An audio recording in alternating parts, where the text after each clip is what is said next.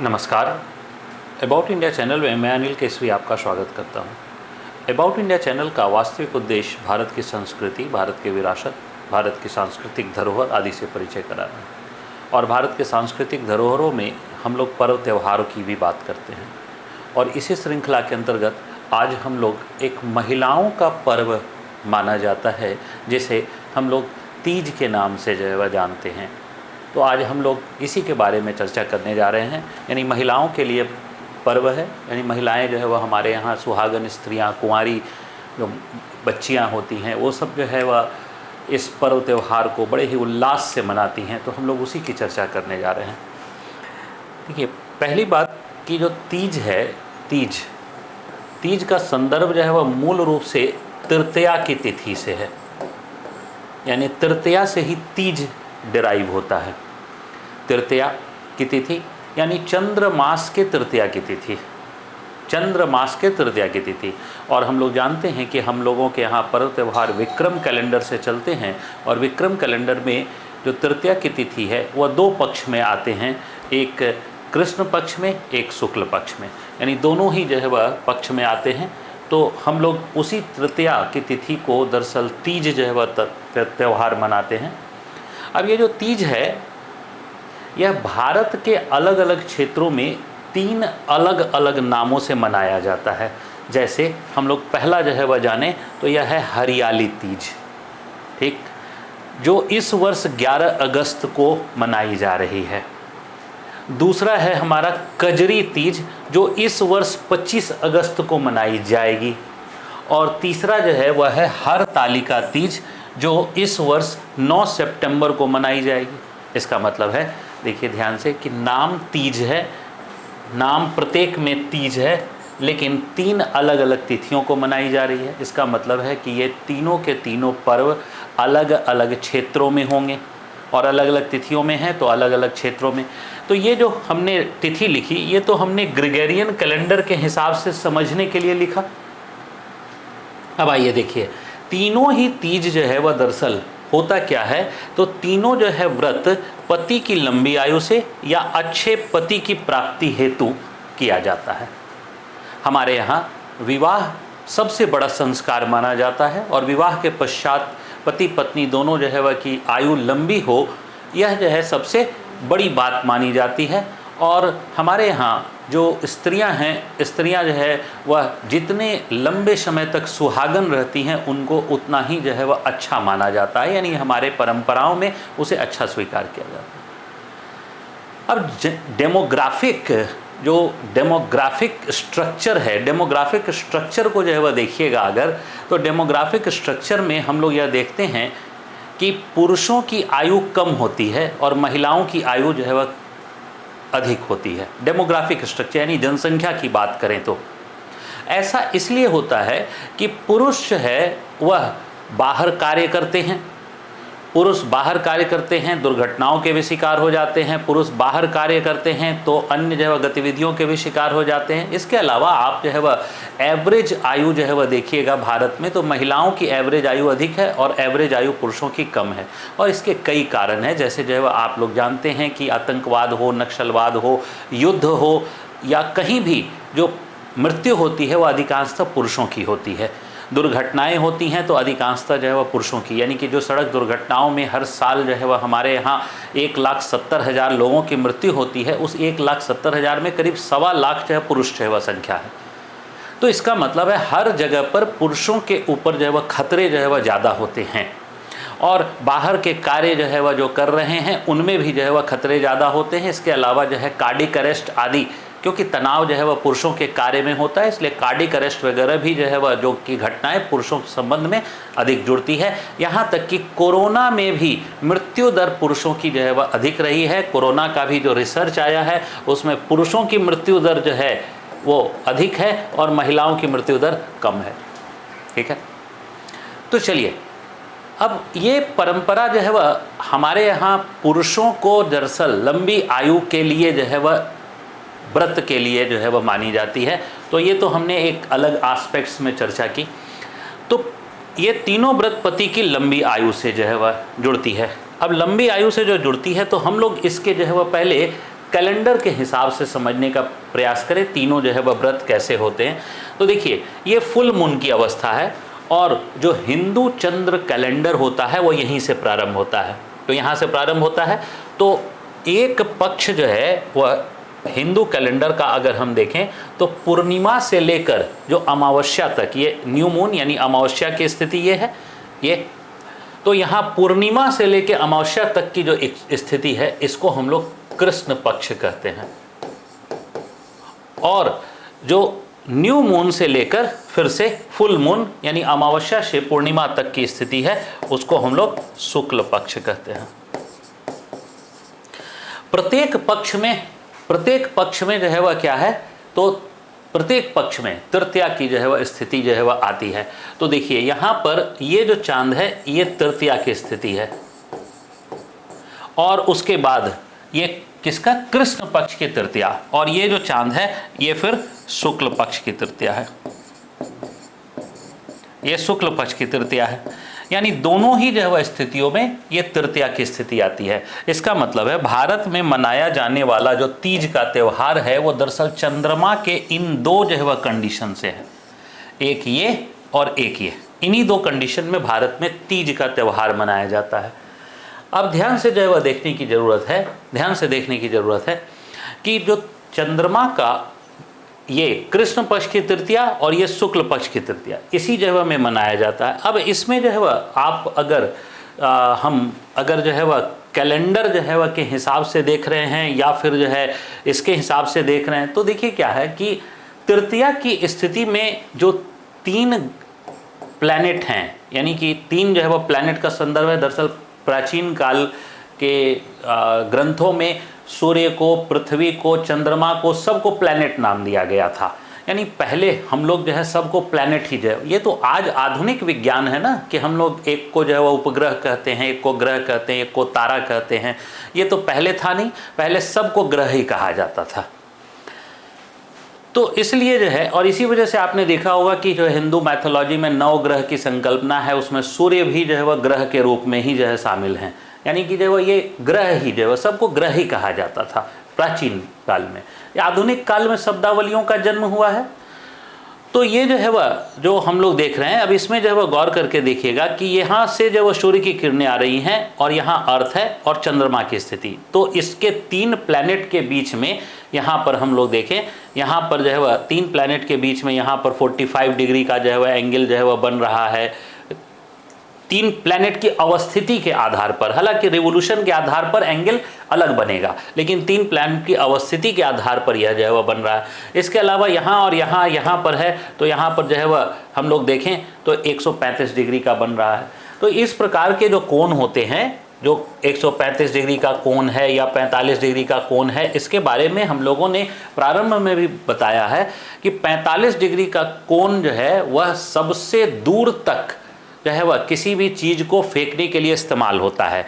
यानी जैसे मान लीजिए सपोज दैट कि मेरे हाथ में ये बोर्ड मार्कर है, ये बोर्ड मार्कर को मैं अगर फेंकना चाहूँगा तो जैसे ही जो है वह मैं इसको 90 डिग्री पे उछालूंगा वहीं आकर गिरेगा, यानी मेरे से डिस्टेंस कम कवर करेगा। इसको अगर जो है वह मान लीजिए कि मैं फ्लैट 0 डिग्री पे अगर करने का या 180 डिग्री पे करने का प्रयास करूं तो भी जो है वह डिस्टेंस कवर कम करेगा। लेकिन इसको जब 45 डिग्री के इंक्लाइनेशन से जो है वह मैं फेंकूंगा तो ये इसका सबसे मैक्सिमम डिस्टेंस जो है वह बनेगा, यानी प्रोजेक्टाइल सबसे ज़्यादा बनेगा। तो इसी 45 डिग्री का महत्व जो है सबसे दूर से हुआ, और दूर से का तात्पर्य जो है वह इसीलिए जो है हम जो पृथ्वी पर जो है वह हम लोगों ने इसको स्वीकार कर लिया कि दूर का तात्पर्य जो है वह ग्रह जो है के प्रोजेक्टाइल से दूर का तात्पर्य लंबी आयु से निकाला। यानी जो है वह सबसे लंबी दीर्घ जो है वह सबसे दीर्घ प्रोजेक्टाइल बना रहा है, सबसे लार्जेस्ट प्रोजेक्टाइल बना रहा है, तो उसी से सबसे लार्जेस्ट जो है आयु निकाला हमने, यानी इसी से डिराइव जो है वह किया। अब देखिए हम लोग अगर जो है वह देखें तो ये जो है एक जो है वह चंद्रमा की जो है वह यह स्थिति है जिसे हम लोग कहते हैं शुक्ल पक्ष की तृतीया में जो है वह यह हमें चंद्रमा की स्थिति दिखाई देगा, और कृष्ण पक्ष की चंद्रमा की स्थिति यह जो है वह दिखाई देगा। ठीक है, अब गौर करके जो है वह देखिएगा कि ये जो तृतीया की स्थिति है ये दोनों जो है वह तृतीया की स्थिति है, लेकिन ये जो है वह कृष्ण पक्ष की है, ये कृष्ण पक्ष की है, जबकि ये जो है वह शुक्ल पक्ष की तृतीया की स्थिति है, शुक्ल पक्ष के तृतीया की स्थिति। अब देखिए शुक्ल पक्ष में चांद जो है वह छोटा सा दिखाई दे रहा है, ठीक। इसलिए जो है वह आप ध्यान से समझिएगा कि जब जो है शुक्ल पक्ष की तिथि में तीज का त्यौहार होता है तो उसमें चांद को देखने की परंपरा शामिल नहीं होती है। क्यों? क्योंकि चांद छोटा सा दिखाई दे रहा है, तो चांद को देखने की परंपरा नहीं है। छोटा चांद जो है वह छोटे कम देर के लिए दिखाई देता है और जो है वह बहुत आसानी से नहीं दिखता है। तो हम लोग जो है वह देखें तो हरियाली तीज और हरतालिका तीज, ये दोनों दरअसल इन तिथियों को मनाई जाती है शुक्ल पक्ष की तृतीया को, तो उसमें चांद देखने की परंपराएं नहीं हैं। लेकिन अब आप गौर करके देखिएगा, ये जो कृष्ण पक्ष की तृतीया है, इस कृष्ण पक्ष की तृतीया मनाई जाती है तो इसमें जो है वह हम लोग कजरी तीज जो है वह कहते हैं।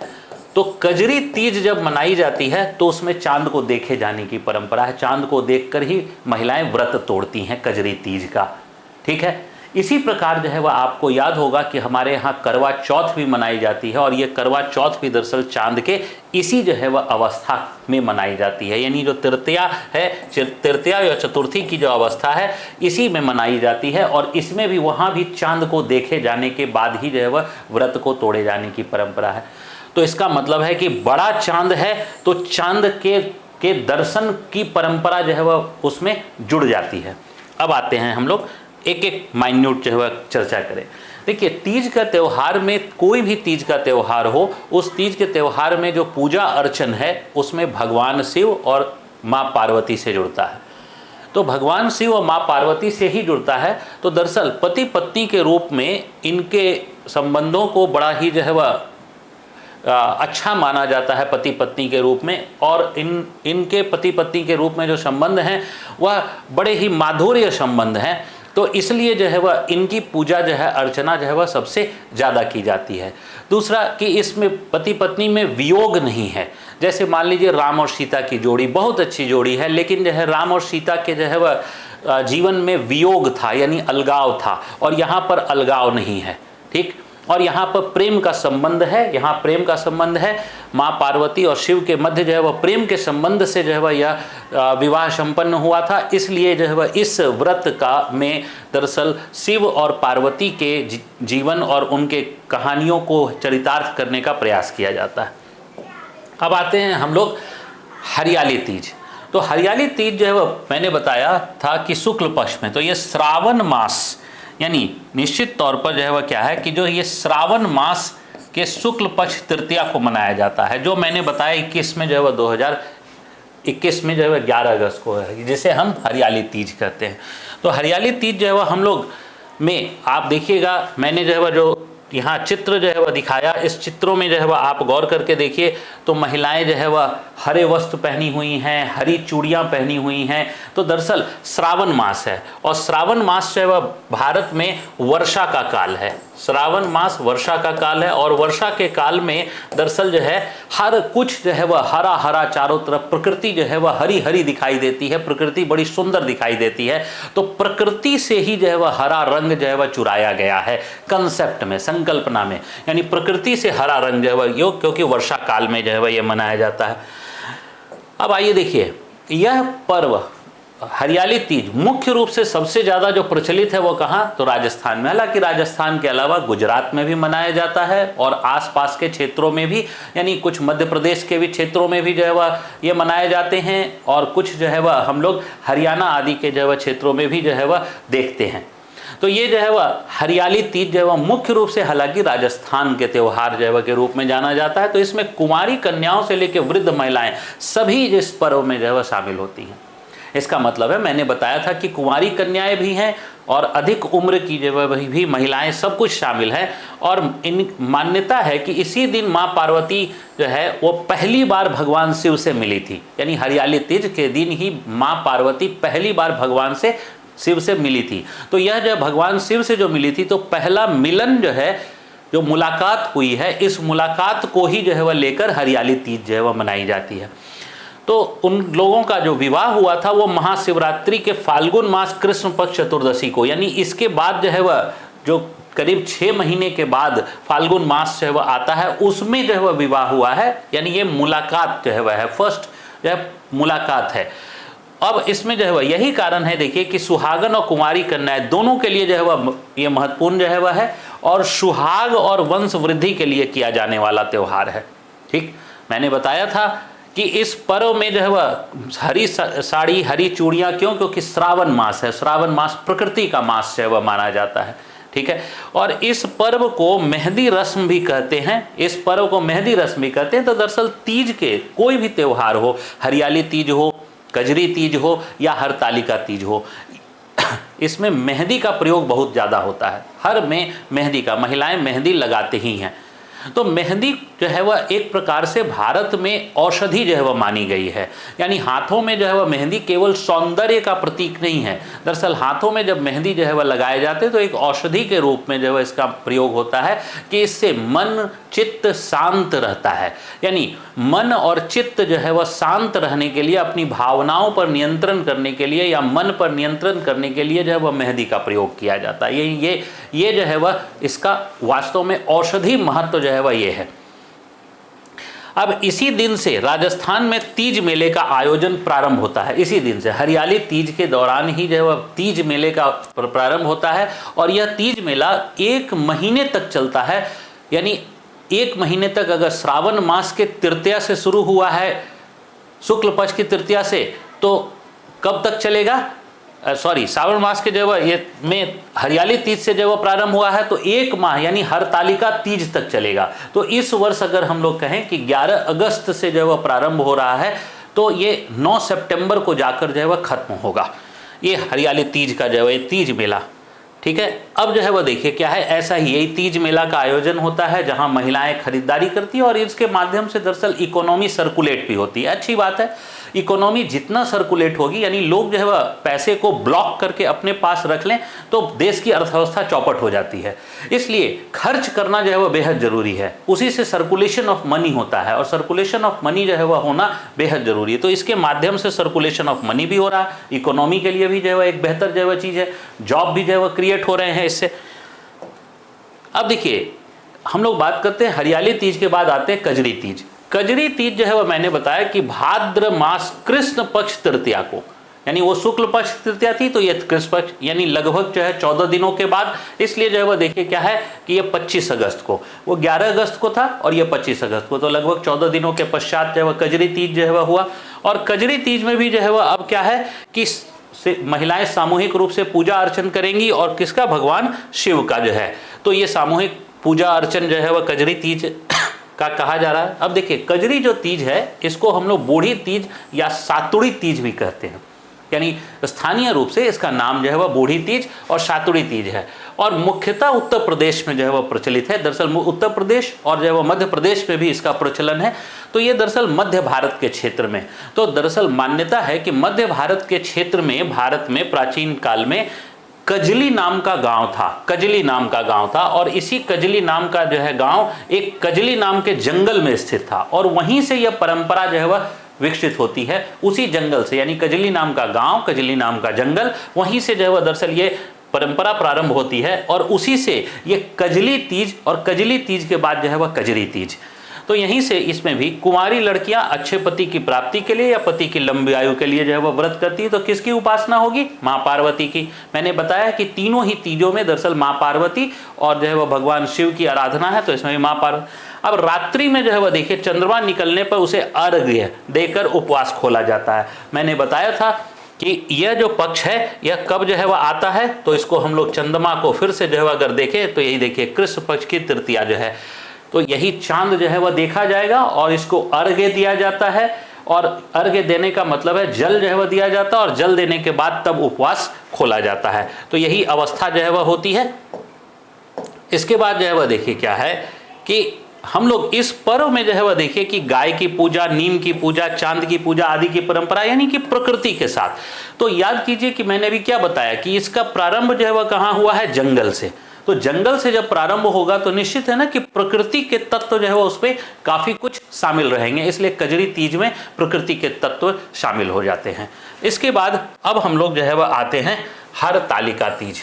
हरतालिका तीज जो है वह अब जो है वह देखिए क्या, ये दोनों श्रावण मास में थे, अब ये जो है वह भाद्रपद, और भाद्रपद मास यानी कि जिसे हम लोग सामान्य बोलचाल की भाषा में भादो मास कहते हैं, तो भादो मास में, और यह शुक्ल पक्ष की तृतीया में 2021 में ये 9 सितंबर को जो है मनाया जाता है, इस बार बनाया जा रहा है। और मुख्यतः जो है बिहार, झारखंड, पूर्वी उत्तर प्रदेश, छत्तीसगढ़, महाराष्ट्र आदि में जो है वह इसका त्यौहार जो है मनाया जाता है। यानी हरतालिका तीज का जो भौगोलिक विस्तार है वो थोड़ा सा अधिक जो है वह देखने को मिलता है।